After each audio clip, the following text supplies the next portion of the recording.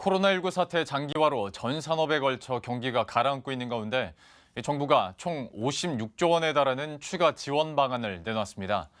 올해 집행 예정인 예산을 앞당겨 쓰는데 18조 원, 수출을 지원하는 데 36조 원, 또 벤처 투자에 2조 원을 투입합니다. 이재경 기자가 보도합니다. 정부가 내수를 살리기 위해 선결제나 선구매 등의 방법으로 17조 7천억 원을 앞당겨 쓰기로 했습니다. 소비 저벽을 방지하기 위하여 나중에 사용할 것이라도 최대한 먼저 결제하겠습니다.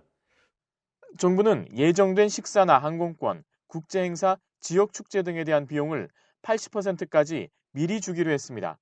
또 구입이 예정돼 있는 물품이나 차량, 원유 등을 미리 구매하기로 했습니다. 도로나 철도 같은 SOC 건설 투자도 앞당겨 집행하기로 했습니다. 민간에도 선결제 선구매를 확산시키기로 했습니다. 신용카드와 체크카드 등의 소득공제율은 6월까지 일률적으로 80%로 확대합니다. 음식 숙박업, 관광업, 공연 관련업, 여객 운송업과 같은 피해 업종에 지출한 것만 해당됩니다. 기업이 소상공인에게 선결제나 선구매하면 1%를 세액공제하기로 했습니다.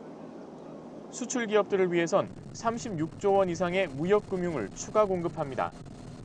수출 보험과 보증을 감액 없이 만기 연장하는 데 30조 원을, 세계 각국이 추진하는 경기 부양 프로젝트 수주 지원을 위한 정책 금융은 5조 원을 공급하는 방안입니다. 국가 간 인력 이동이 힘든 상황도 극복하기로 했습니다. 전 세계 어디서나 참가할 수 있는 온라인 코리아 전시회를 총 60회 개최하겠습니다.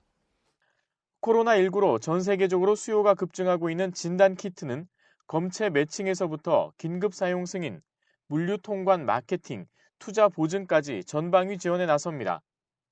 진단키트를 포함한 의료용품, 위생용품, 디지털 장비 등 7대 상품군에 대해선 코트라 무역관을 통해 현지 플랫폼 진출을 지원합니다.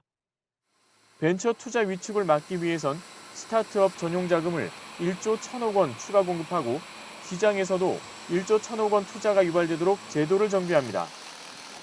긴급 재난지원금을 전 국민에게 지급하자는 주장에는 기존 입장을 유지했습니다. 홍남기 부총리는 현재 기발표된 기준에 따라 추경 편성 작업을 하고 있고 거의 마무리 단계라며 다음 주 중에 국회에 정부 추경안을 제출할 계획이라고 말했습니다. 머니투데이 방송 이재경입니다.